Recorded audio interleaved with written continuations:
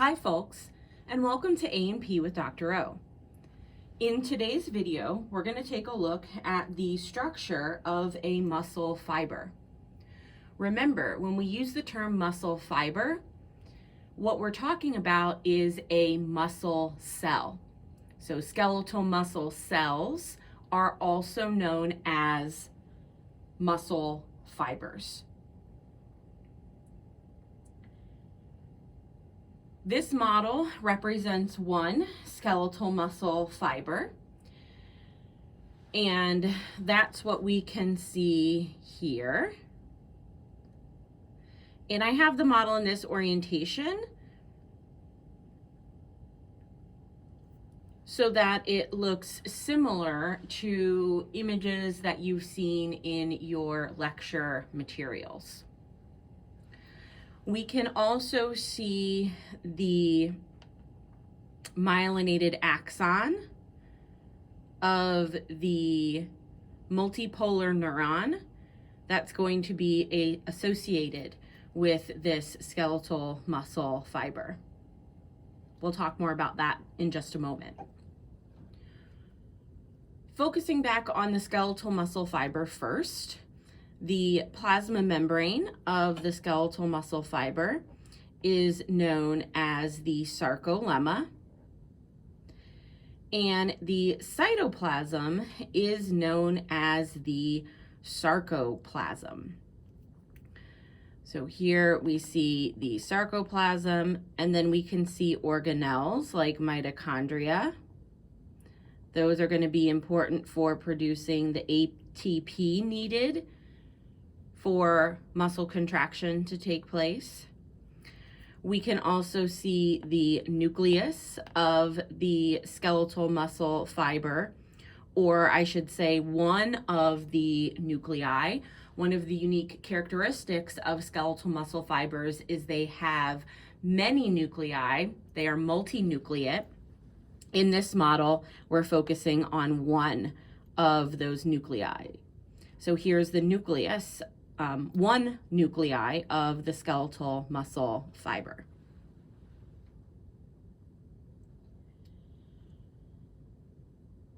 The protein filaments in the skeletal muscle fiber are going to be bundled together, and they're known as myofibrils. They are found in the sarcoplasm as well. We have all these bundles of protein filaments that we can see here. Each one of those bundles is known as a myofibril. So again, this one right here would be a myofibril, and then there are several others that we can see as well. The myofibrils are covered with this structure that almost kind of looks like lace. So we kind of have this lacy-like structure that's covering the myofibrils. And this lacy-like structure is known as the sarcoplasmic reticulum. And it ends in pouches known as terminal cisternae. And the terminal cisternae is going to hold calcium ions that are going to be important in the contraction process. Again, we've got this lacy-like structure, which is the sarcoplasmic reticulum, and it ends in these pouches known as the terminal cisternae.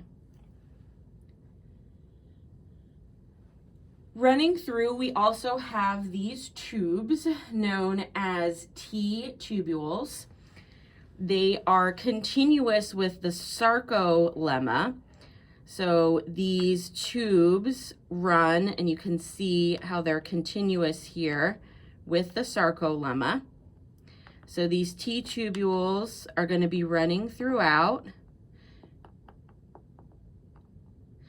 And we can see that we have kind of a sandwich going on here.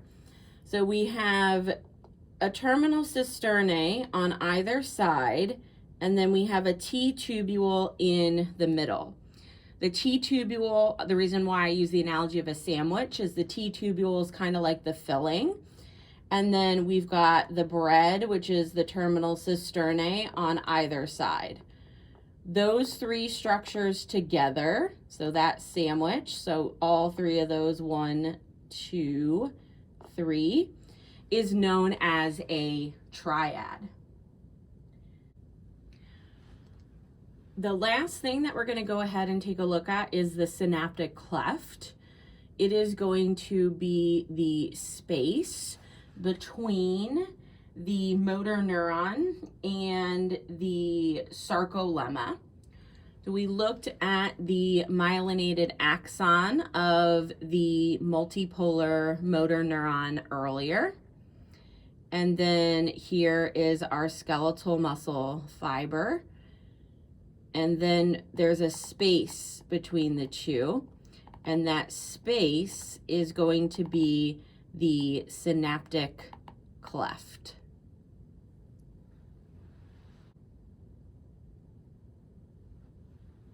One other thing that I also want to note while I'm thinking of it as we are looking at this model is what we can see when the myofibril has the SR, the sarcoplasmic reticulum, removed, and these T-tubules, when those are removed. So if we remove these structures and we look at a section of that myofibril, we can see the organization of those protein filaments.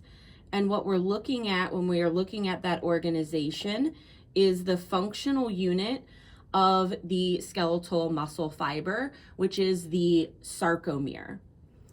So this organization of protein filaments that we see here, and then there's this one too that we can see here. So each one of these would be a good representation of the sarcomere.